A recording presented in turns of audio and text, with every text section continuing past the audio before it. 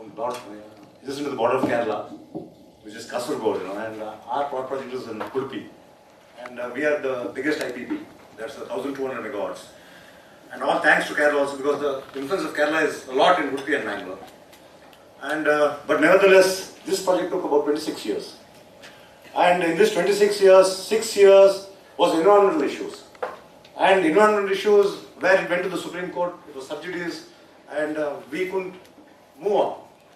So in these 26 years, it changed hands from various power projects, from the NTPC to the KPC to the Cogentrix power project to the China Island Power, which was part of it. Because I started as a student leader of the Mangalore University All Coast Students Union. And we were, again, the influence of Kerala there, We have that communist type of, regime. And we have lots of Malayalis there, because we have over 700 educational institutions. We have, 500 temples. You have Kollur and Mukamika temple, where you have a 50,000 Malayali population over there. So it was a great struggle, when this project started. Even I was one of the part against the project. So it happened in a very different way. So I was in the campus as the president of the PG Students Union. So but one thing was there, unlike Kerala, we thought, well, we should have industries, but with moderation. And locals should be given jobs, contracts to the locals, and environmental issues to be catered to in the right way. So all this happened, and I was part of the struggle. I joined the company. So when I joined the company, I also the other part, The other part was, clearances. Environmental clearances was a major hurdle. And counter guarantees from the state government as well as central government. And we had 47 cases. That is only on environmental issues. Because our plant was adjacent to the sea, 6 kilometers from the coast. So we needed clearances from the CRZ, and then from the oceanography from the Fisheries Department, and then from the State Pollution Control Board. And also the 400 kV line, which passes through the Western Ghats, from Hassan to Bangalore to Mangalore and Udupi. And there it was the responsibility of the state government to have the transmission line. And for the state government, it took 6 years to have it in place. And it was a battle between the state and the company, and the state and the center. So it was Janji Natarajan those days, who was the environment minister, and Mr. Veerup Moily, who belongs to Udupi. Because we had a dozen of ministers, even late Indira Gandhi contested from Udupi and Chikmagalur. And it was the bastion of the Congress, and now it is the bastion of the BJP right now. So, diversified, political system. George Fernandez from there, Oscar Fernandez from there, and then you have Margaret Alva from there. You have, you have a host of politicians from Udupi district. So it was a very different. Even Sarang Gowda, the law minister or the law minister of the country, he belongs to Udupi. So it was really very difficult. So what I experienced is, even for the state government, we as a company had to, lobby for it at the center. Because we had a BJP governance here. And Mr. Moily helped us a lot. He incidentally became the power minister, he was also the environmental minister. And likewise, we had PM Saeed also. He was also the power minister, who was from Mangalore. So all of them, we had approached, and they helped us out, no doubt. But again, what I want to say is, even for a panchayat license to establish project, the government has given a nod, and then the center has given a nod.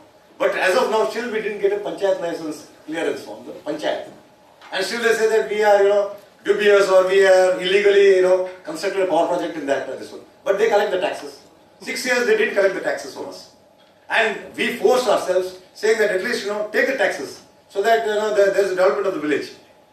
And still that's still going on, but successfully, after 19 years, I was part for about 14 years.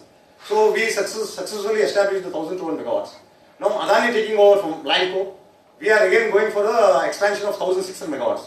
And again, you have the new public hearing, you have, some sins that we have created. What's your take on these public hearings? Because this is one of the challenges most of the projects, especially the power sector projects, face these days. Public hearing, no doubt one thing is, the influence of Kerala or this green over here, frankly speaking, this should be there. There's no doubt on that. But yes, we need power. Without power, nothing happens.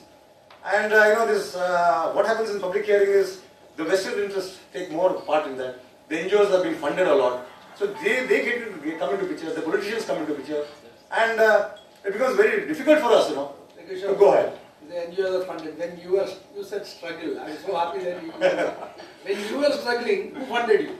No, that I want to be very clear. Somebody funded you at that time? Nobody funded us. Then there No. would be NGOs of that. No. I'm not trying to, just talk of one or some NGO. It's not everyone. But there was NGO which struggled with us. They spent about 40 crores, one NGO. And for 40 crores he struggles, where does the funding come from? That's very surprising. And this another struggle.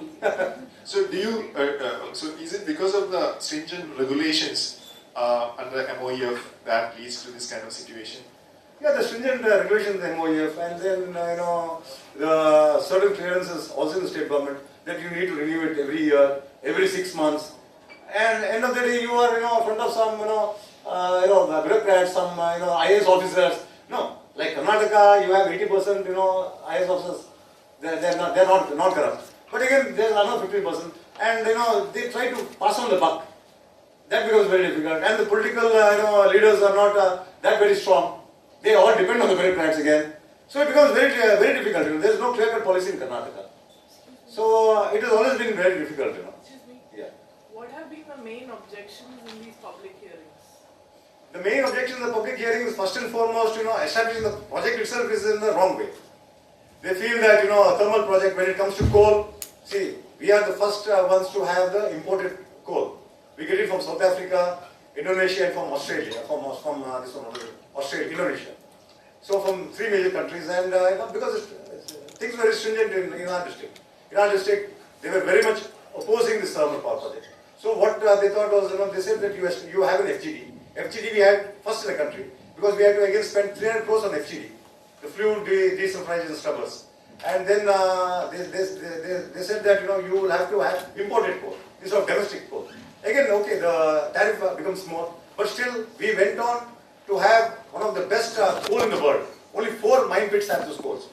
So thankfully, one way we should be thanking the people also. One way even the promoters also have felt that yes, when we have to do a project, we have to take care of all this. So somewhere even the public hearing has helped the common populace. But end of the day, that should not be it should not be so stringent that we just walk out. Because what has happened is, in our case, in the Udupi Power Project case, there are 6 promoters who walked out of the project. It included Cogentrix, included China Island Power, it included Tata Power, and then came Nagarjuna, and then came Lanco, and then Adani about 11 months back. So it became very difficult because good companies went. See, Indian companies, we are Indian companies, we support. But if this FGDS come, it is because of the Cogentrix power company, or it is because of the China Island Power. They felt that yes, we should have a model resettlement colony, or we should have imported coal, or we should have FGD. They felt that, And okay, our companies today, Adani has taken over. Thankfully, national interest is in this one. And this public hearing, what's happening is vested interest. I'm not only saying the NGOs, there are politicians, and everywhere it is bags of money.